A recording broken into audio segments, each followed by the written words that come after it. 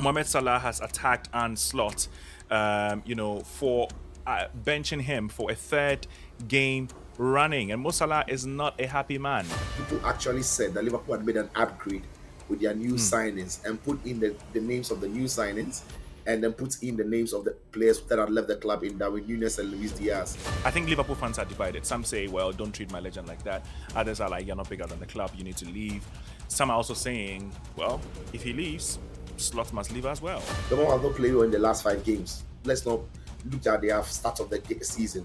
And then against Leeds United, who had not won a game until they beat Chelsea, you lead by 2 goals to 0. You concede 2. You lead by 3 goals to 2. You concede 3. I'm saying that put all those results together, it's not very different from the problems Liverpool have gone through all season. Because you have to make changes. You have to be seen as a coach that is making changes, either tactically or personnel wise. You cannot keep everything running the same way with your hands in your pocket on the touchline. People are going to come at you. You're going to lose your job. You need to be seen making tough decisions. That's why you're paid the top dollar. City, however, have won more games in more recent weeks, but again, they don't look a well-rounded team. But now it's a big test to Arsenal's temperament. I have a simple question for you, Sijo. Is Unai Yeah. Emery better than Arteta? Yeah, that's a very good question. I think so. I think Emery is I think he's a better coach than Mikel Arteta. Welcome to Footy Center podcast series.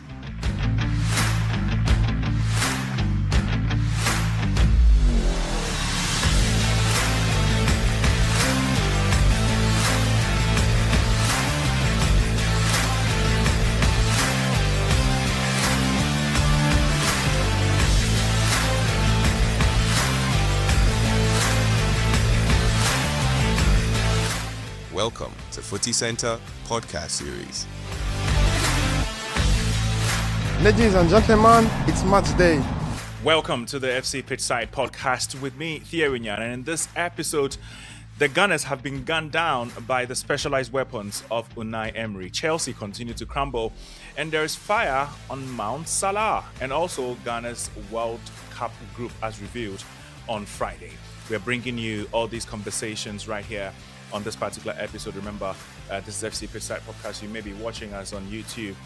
If that's the case, please hit that subscribe button and also like this particular episode. It goes a long way to help us grow, as well as if you're listening on Spotify or Apple Podcasts, please do well to leave us a comment and a 5-star rating. Would definitely appreciate that. My name is Theo Winyan, and I'm doing this with Philip Sicho Atrim. Philip, good evening and you're welcome. I'm good. Good evening and thank you. How are you? I'm doing well. It's a packed show, but we'll try and do this within 30 minutes. I'd like to set you on your way because I know you're a busy person.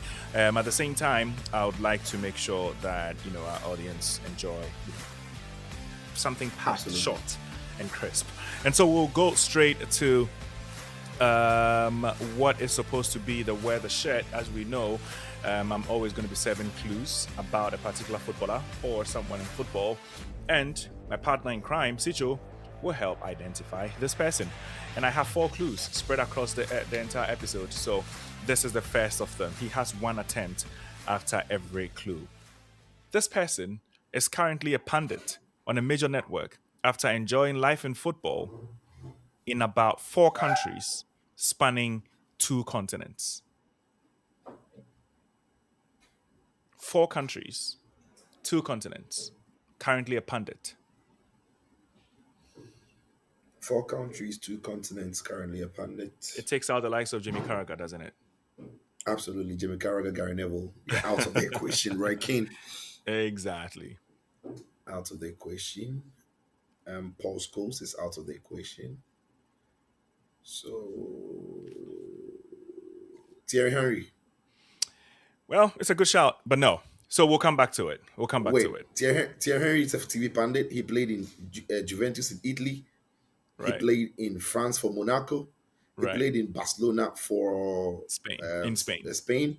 He Right. played in Arsenal for England. But I said 2 And continents, remember? yes, all I've done is Europe now. But he played Yeah. in the MLS for what? Was it LA Galaxy or something? New That's two York, continents. New York City. New York City. But that is 5 teams that I've mentioned. You mentioned 4 Right. teams spanning That's two a good continents. shout. So That's a good shout. But no. yeah. Okay. But I see your reasoning there. I see your reasoning there. Yeah. That is good Yeah. work. Good analysis Yeah. there. So let's start. Let's start with our conversation. And I think that the whole program has been flipped because of Mo Salah. Because I wanted to start with the World Cup, but now there's Mo Salah, and it seems like the trendiest conversation now. We'll move to the World Cup very shortly, but let's start with Mohamed Salah because in a very striking interview, Mohamed Salah has attacked Arne Slot, for benching him for a third game running. And Mo Salah is not a happy man. The way he's come out, to talk is what has baffled people. But I'll just read the quote here. He says, "I don't know what to say. I have done so much for this club down the years and especially last season. Now I'm sitting on the bench. I don't know why. It seems like the club has thrown me under the bus. That is how I'm feeling. I think it's very clear that someone wanted me to get all the blame." He also goes on to say that how I see it now is like you throw Mo Salah. Okay, that is it. I mean, how did you take this particular quote when it came out? The interview after he did it. What was your take on it? Were you shocked? Were you surprised? Were you like expectant of something like that? To be very honest, I wasn't expecting it, but I wasn't surprised because last season, when Right. Mohamed Salah Liverpool were at loggerheads about Mm-hmm. his contract extension, he was very quick to grant interviews and say he's more out than in, and Yeah. then the club had not offered anything. He was very vocal when Van Dijk was very quiet about it. Alexander Arnold was quiet about it, but the most vocal person was Mohamed Salah. So you've always known him to be vocal. Remember that people actually said that Liverpool had made an upgrade with their new signings and put in the names of the new signings and then put in the names of the players that had left the club in Darwin Núñez and Luis Diaz. Salah came on social media to say that they should respect the players who won for the club. So he's a very vocal person. He's never really shy from speaking. So I wasn't. But isn't being vocal also meaning that when your club needs you as a leader of the dressing room, just like he's portrayed himself to be in this interview, that he comes out to talk? Because one of the things that Jimmy Carragher said recently was people like Salah have been extremely quiet, which he didn't think was right, considering the club has been in shambles in terms of results. Van Dijk has been sort of thrown under the bus in Jimmy Carragher's view, being the only person that is defending, and Mo Salah was not, anywhere to be found. And suddenly, when it happened to be about him, he's found the microphone. Well, no, I've seen him come to the defense of his teammates on social media, like I said, for about Luis Diaz and then Darwin Núñez and other players who had left the club. And I agree, Mohamed Salah is not one of those players who has necessarily come out to speak on the club. That is also largely because in the last 8 years or so, Liverpool have never really been this bad. So Right. he has never had to come out and speak in defense of the club. So, but this season has been different. What do you think? What do you think of the of his comments anyway? I think Liverpool fans are divided. Some say, well, don't treat my legend like that. Others are like, you're not bigger than the club. You need to leave. Some are also saying, well, if he leaves, Slot must leave as well. I mean, No. it's like different opinions out there. Yeah, it will divide opinions, most certainly. But I get where Mohamed Salah is coming from. Some of these comments are made by serial winners, players who don't know what it means to lose, players who never admit or understand that they are not as good as maybe they were. And so it's in the brackets of what Cristiano Ronaldo would think about, what Lionel Messi would think about. Because these are elite sportsmen. They think in a different bracket altogether, and it's why they are as successful as they are. But for Mohamed Salah's viewpoint, he can't achieve all the things he's achieved with the club. And the only time that he has had a difficult moment, the club maybe turns their back on him. Look, I would play Mohamed Salah every single game because I still think he's the best goal scorer in the club. Even in his current form? Even in his current form? I don't think there's any player in that club who is playing any better anyway. So it's not as if you're dropping Mohamed Salah to play Lionel Messi, or you're dropping Mohamed Salah and now to play maybe Ousmane Dembele or Bukayo Saka or another player who is world class. Right. If you're dropping Mohamed Salah, it has to be for a reason where quite clearly. But Ticho, isn't there a point where a manager draws a line and says, I do not expect certain standards, or I do not expect certain people to go below certain standards, and when they do, I am going to make sure I take them out of the firing line. What I feel Arne Slot should have done and done better is had a conversation with a personality like Salah is, because he's big in a dressing room, he's big in among the fan base. Almost every pundit was pointing at Mohamed Salah when things that are going wrong. Not just him, but of course, when they were mentioning names, they mentioned Van Dijk, they mentioned the fullback situation, they mentioned Florian Wirtz, they mentioned the Isak situation.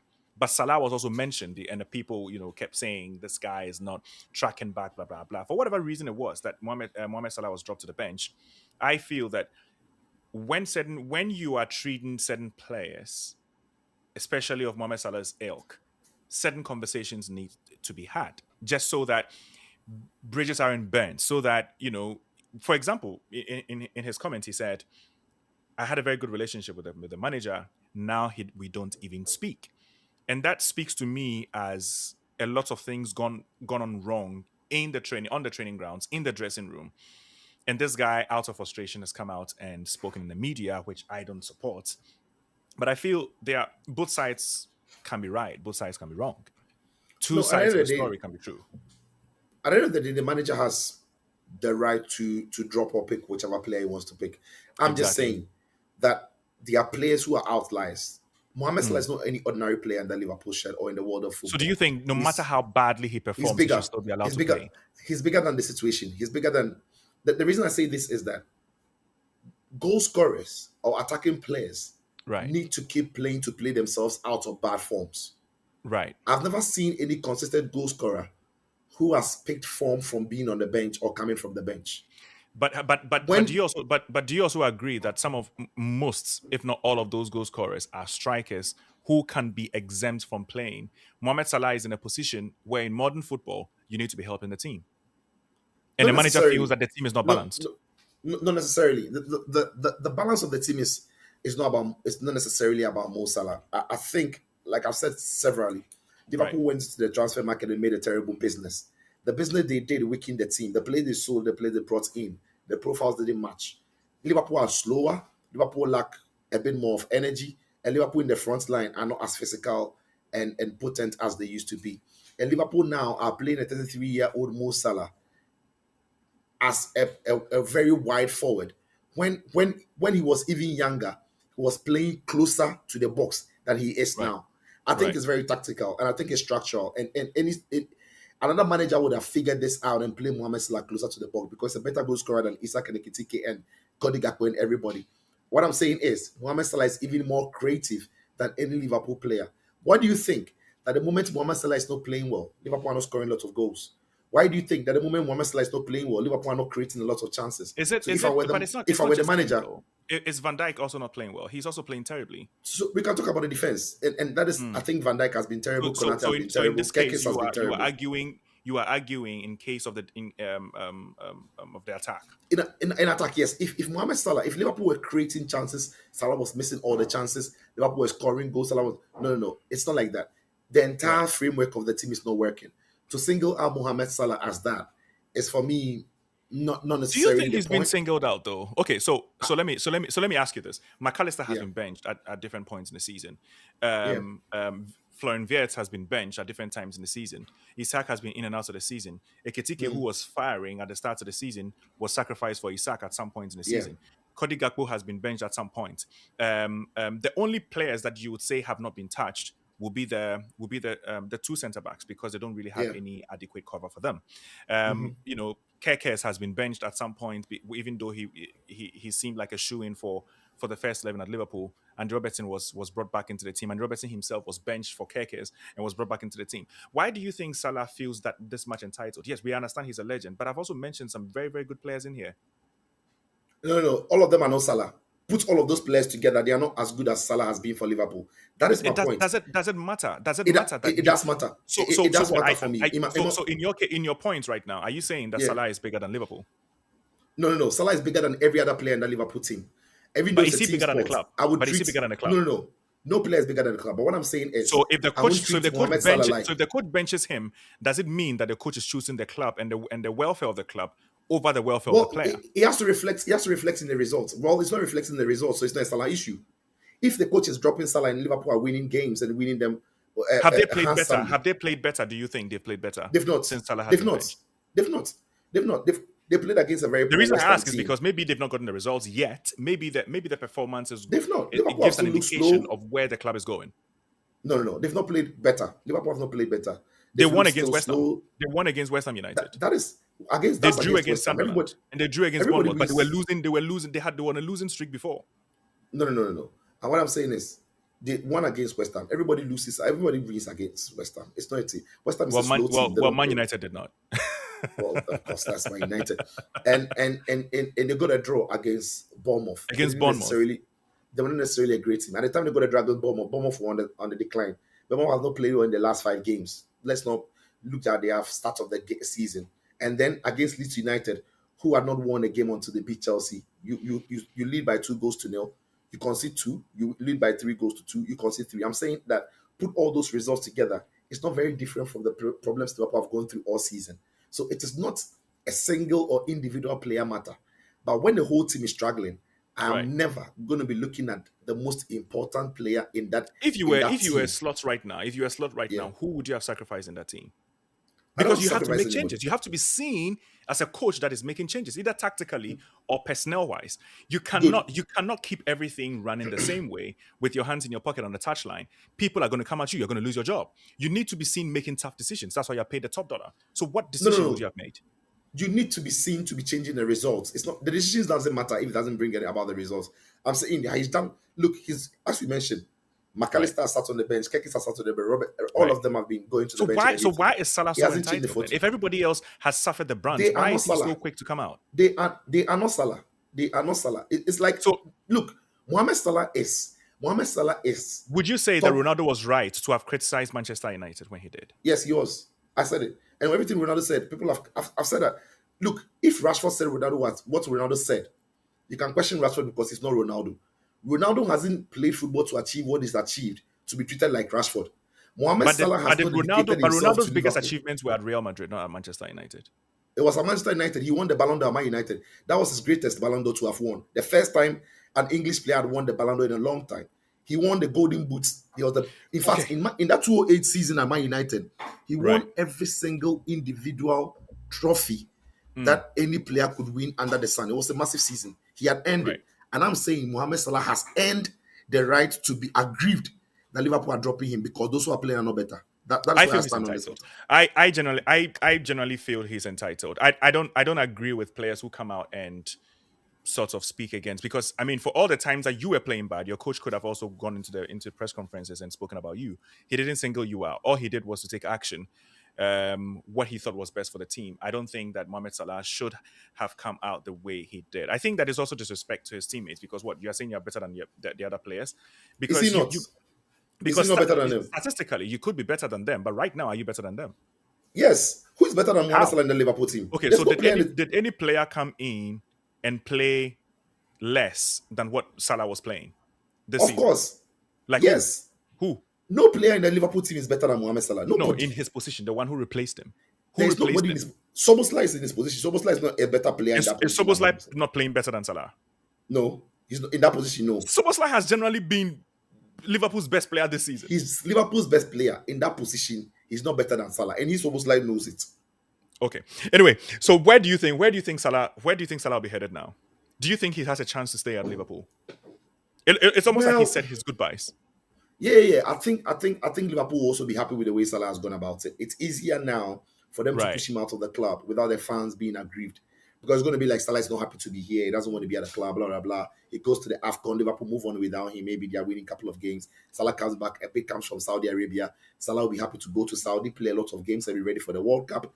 That's being Liverpool in this old turmoil, So it depends. Or maybe Salah goes to the AFCON. He performs really well, come back to Liverpool, helps them have a better season. You never know. But whatever happens, Salah will be short of suitors. But, I mean, I think he'll be short of suitors. Not because he's not good. Okay? No, hear me out. Not because he's not good. He is Salah. He's definitely going to have a lot of people interested in him. But I don't think a lot of people will be able to pay what he earns. Unless he wants to play in Europe. But I'm not sure he wants to play in Europe. Yeah, but if he wants to go to the Gulf, of course, there's going to be a lot of suitors there. But in Europe, I don't think there are. The clubs that can pay wouldn't be willing to pay for him, considering his age and his current form and all that. Anyway, Yeah. so that is it with Salah. He says that he's going to be going to the AFCON. He told his family to come for the game at Brighton. It's going to be his, farewell. He's going to be saying a lot of goodbyes at Liverpool, and he doesn't know if he's going to play or not, but he just wants them there. It's just going to be a very nervous week, at Anfield, between him and Arne Slot. And if the dressing room is divided, which I hope is not, you have a feeling some of the players are going to be siding with Slot, others are going to be siding with Salah. It's just not the kind of energy you want.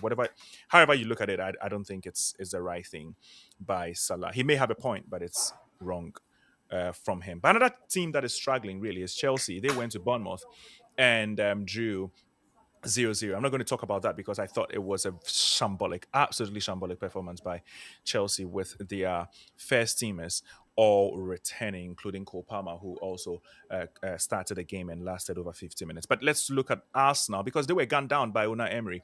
I have a simple question for you, Sijo. Is Unai Emery better than Arteta? That's a very good question. I think so. I think Emery is I think he's a better coach than Mikel Arteta, based on the track record, based on what he's achieved everywhere else, and isn't it crazy that at Aston Villa they lost John Duran, Ole Watkins is not in good form. Morgan Rogers is just like picking up speed. They had a terrible run at the start of the season, and they are competing for the title right now. I mean, I wouldn't say they are competing, but they are up there, aren't they? No, yeah. I mean, and he's been consistent with Aston Villa. We saw his sweats at that PSG team. Of course, he won the league, but he wasn't winning the Champions League. People said he wasn't good at the top team, but no coach really could crack it with PSG until Luis Enrique. Then he gets to Arsenal. He's trying to build something, and he takes them all the way to the Europa League final. He doesn't win in his first season. Second season, he gets stuck for the same reasons why Arteta was given more opportunity. So at Arsenal, we couldn't really judge him because he never really had enough time to reorganize that team. Then he goes to Spain. He wins the Europa League with Villarreal. Then comes back to England with Aston Villa. And since then, Aston Villa has become an European team. So I just like him as a manager. He really is a very, very top manager. And we saw it in the game against... Look, and this season, when this season started, they are not won a game in their first 5 games. So for them to crawl back and be in a conversation of fighting for a place for top 4 is remarkable. Yeah, and that's exactly what it is. But with Arsenal, though, now the points have been cut to 2. A few weeks ago, they looked behind them. They wouldn't see anyone. They looked in the mirror. They wouldn't see anyone. They thought they were the only ones in the title race. Now it's 2 points. It used to be 9 between these two sides. Now 2. It's very telling of just how good Man City have been the last few weeks, although they've been bad in some games, including Newcastle, Fulham, blah blah blah. But they seem to be getting the results. Phil Foden is coming back. Rancheki in this last game, absolute beast. What a player! If you look at Arsenal's run and Man City's run, especially going into a very hectic period in December, who do you think comes up top by the start of the new year? I still think it could be Arsenal because even though Arsenal have not won in their last 2 games. They've looked solid all around this season. And even in some of the games that they've lost, it's been very difficult for the opponents to beat them. City, however, have won more games in more recent weeks, but again, they don't look a well-rounded team. But now it's a big test to Arsenal's temperament. Throughout the whole season, last 3 seasons, Arsenal have looked like chasing the team that is going to win the league. It's the first time they are leading the pack. Right now, they are being chased. Right. So now we are going to see what Arsenal and Arteta are really made of. If they've got the temperament and the ability to cope with the pressure from team that is chasing them, we'll find out from that. But City have got experience. Pepper's got experience. They know what it means to be here around this time of the season. So we have, and Pep said it that the season has just started. The season after the last international break. I was shocked when he said that, considering the form of his side. I thought that was a bold statement to say that he's the most experienced, he's the oldest in the Premier League right now, and he's done it several times, and the season is just about starting. I was like, gauntlet thrown. Yeah. This guy is trying to scare everybody else. Mind games. But What this means for us now is that they now have a title race on their hands. Do you think it's a lot to do with the players that they've missed, they've lost to injury? But we've said it several times, not just us. Almost everybody says it. Arsenal have the best squad in the Premier League. So really, if you lose two starters, you'd expect that some of the people that come to replace them, as we said, a squad, should be good enough. I also think that there are weaknesses in there. We see Eberechi as a very, very important part of the Arsenal setup. But is he supposed to be the starter over Martin Odegaard? Because he's had flashes. Now, don't get me wrong. Eze is an exceptional player, one of my best players in the Premier League. But has he been consistent throughout the season, or has he had his moments in some games that have basically overshadowed the bad times? Well, look, for me, I don't take the excuses of Arsenal's injuries because they've got two quality players in every position and sometimes even I more. agree.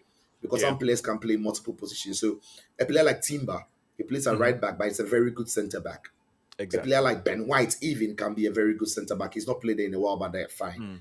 And then you've got a player like Marino. And they have natural fits like Mosquera and yeah. he can play anyway. And he can play as well. You've got a player like Marino, who's a very good midfielder, but can sitting as the number 9 is that's a job. Eze can play as a wide player and also play as a number 10. So they've got a couple of players in and around the team who can do multiple jobs. We don't even trust can play as a false line and also in the wide area, in behind the striker and around it. So they've got a very well-rounded team. So the reason why when Arsenal were spending the money on players like Nkapie, players like Timber, players like in fact Calafiori can play as a centre back, but he plays on the left back. Right. So they've got players who are versatile, right? So and then you've got Lewis Kelly, who's a proper can play midfielder, can play as a left back. So when Arsenal have injuries, with the squad that they've built, the squad is built to solve injury problems. Because 2 seasons ago and last season, when they didn't win the league, the excuse was, if Saka was fit throughout the season, Right. if Now they have Saliba Madueke. if Saliba wasn't injured, if Calafiori wasn't injured, if we didn't lose Ben White. So you've built a team that fits or fixes off is going to fix all the problems with injuries. So now that you have those injuries, let's see what the depth in your squad can do. So I don't take the excuses of this player is not there and that player is not there. Because look, Nkapie is a league winner in Germany. Very solid. Mosquera has shown his quality. Calafiori is a top quality defender. So they need to manage those injury situations because they've got their squad to be able to do that. And then on the issue of Eze, look, Arsenal's a big club. You're always under the microscope. Eze can play 15 good minutes, go quiet for 10 minutes in Crystal Palace and nobody will notice. But in Arsenal, if you're not playing well in every single minute of the game, people can easily pick it up. I also think that Arteta is in the dilemma. Because even though Odegaard is a better footballer, in my opinion, all-rounded footballer than Eze, Odegaard has also not necessarily had a very, very good spell since the back end of last season into this season when injuries has also dovetailed in. So now he has to choose between who does the job for him. And he tried to play Eze and Odegaard together. It didn't really work well in the last time. So Arteta has to figure that one out. But he's got the squad to be able to win the league. And we'll see if he's able to do that because it will be unprecedented. It will be the first time in about 19 or 21 years since they won it. Let's just hope they have enough fuel in their tank to do this. But let's go to the next clue in the wear the shirt game for this episode. So this player started for Liverpool and was instrumental in their Champions League final charge against AC Milan.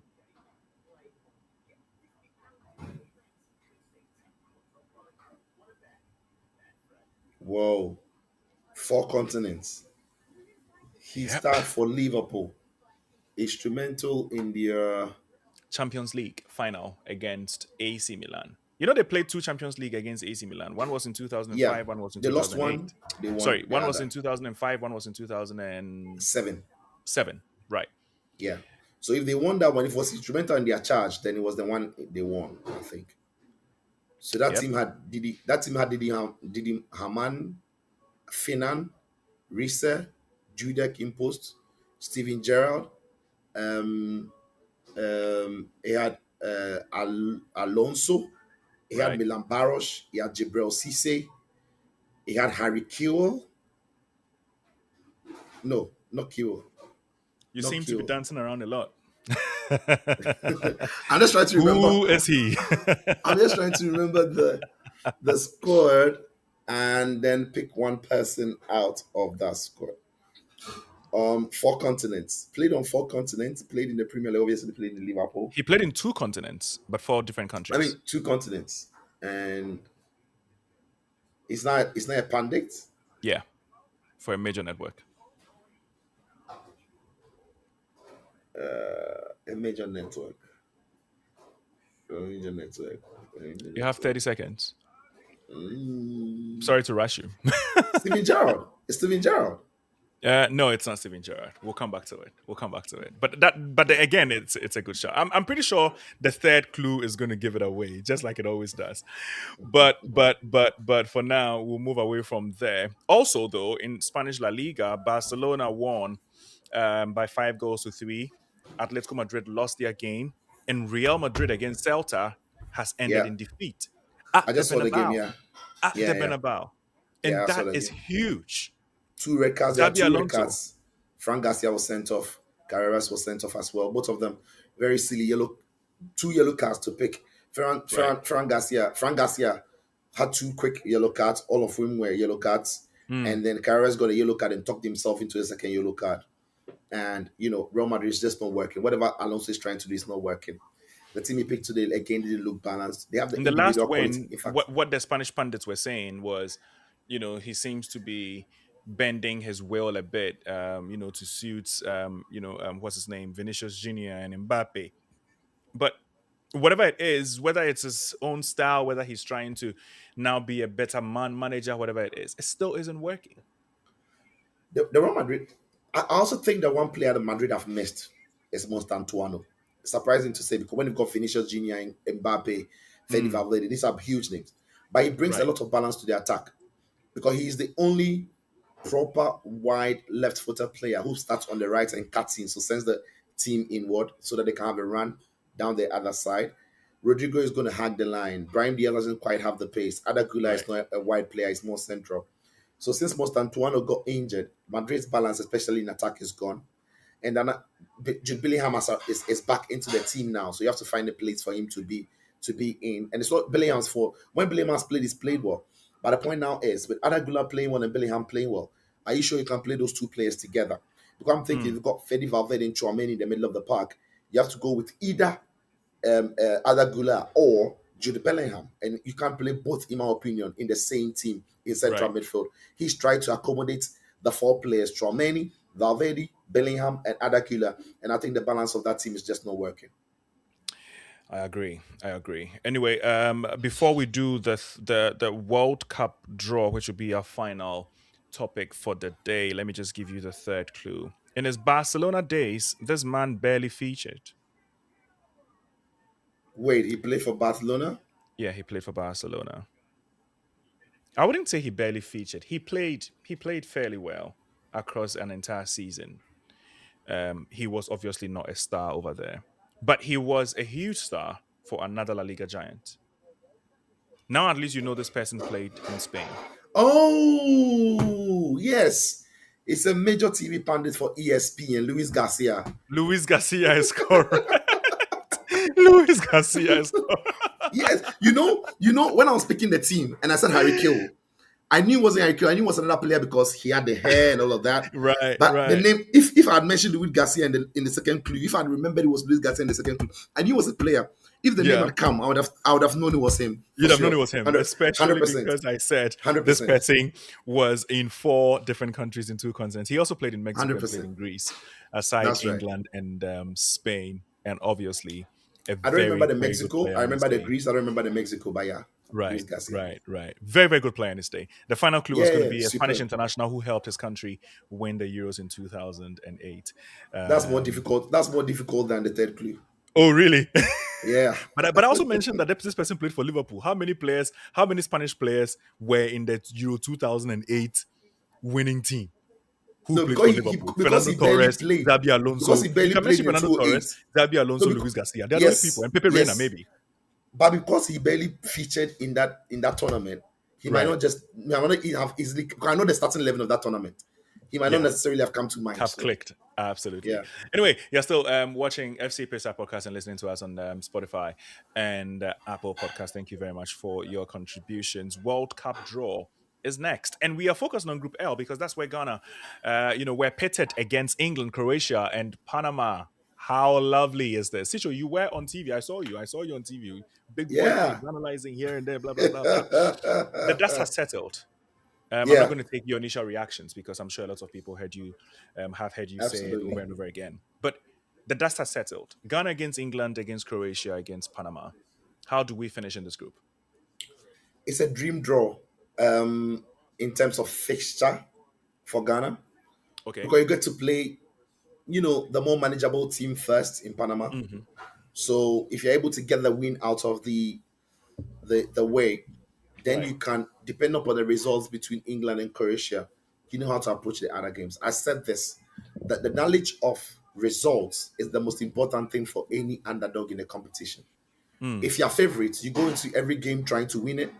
If you're an underdog, you plan and plot for every single game. So when you look at our draw, what's the most winnable game in the draw? With no disrespect to Panama, it's got to be Panama. Right. Of Because, course. on the international stage, Ghana even has a better pedigree than Panama. So Right. you're thinking that should be the game that Ghana targets to win. And if Ghana wins well, with bearing in mind that finishing third But mind you, place, Ghana is also the least ranked country currently. when the teams tournament having- starts, ranking doesn't matter. Anyway, you When the continue. tournament with your starts, point, yeah. ranking doesn't matter. But we know that we are not too good. But amongst all the teams in that group, it is Panama. How we got here, I don't know. But anyway, yeah. Yeah, but we are there. We are Ghana. So for me, we've got to plot and plan. Here's the thing. Because 8 third place teams from the 12 groups will qualify to the last 32. Right. We need to be smart about how we go about it. Get a good result against Panama, because amongst the 3 teams, they are the most beatable. And then see where you can go with the other teams. Croatia are a difficult team to crack. They're a tournament team. They might even be a problem for England. But Croatia are a team that doesn't have a lot of goals in them, especially when they play against tough underdogs. Yeah. So you can easily squeeze a draw from Croatia or maybe get one over them. And then when there's pressure on England, depending upon the Croatia and England game, depending upon the result, if there's pressure on England coming into that second game, then you increase the pressure by making it difficult for them to get a goal. If you go through that first half without England scoring, they will be jittery. And then when they make a mistake, you score. So every tournament and every fixture will have its own way of preparing for it, depending upon the temperament and expectation on the opponent you're going to meet. So yeah, I think it's a draw Ghana can go through if we do our things right, because we've got some decent players, to be honest. It's going to be very interesting, and that we'll be focused on the World Cup, in subsequent episodes, especially in the new year. We'll be looking at all these teams that Ghana potentially will be facing, and those that we definitely will be facing in our group, and how these different teams will be faring at the 2026 World Cup in United States, Mexico, and Canada. Ghana's first game will be against Panama in Toronto. Our second game will be against England in Boston, and the third game against Croatia will be in Philadelphia. It's all going to be in the East Coast, so see you there. But anyway, that will be all for this episode. Thank you very much, Sicho. Thank you very much for your thoughts and your views, and of course for you watching. 3 weeks in a row, I've won the jersey. 3 weeks you've won the jersey. 3 weeks in a row. 3 weeks in a row. But I will make sure I prevent you from wearing it next week. It is a promise. That will be all for the FC Pitchside podcast. My name is Theo Nyan. Thank you very much for doing the listening and viewing. Welcome to Footy Center podcast series.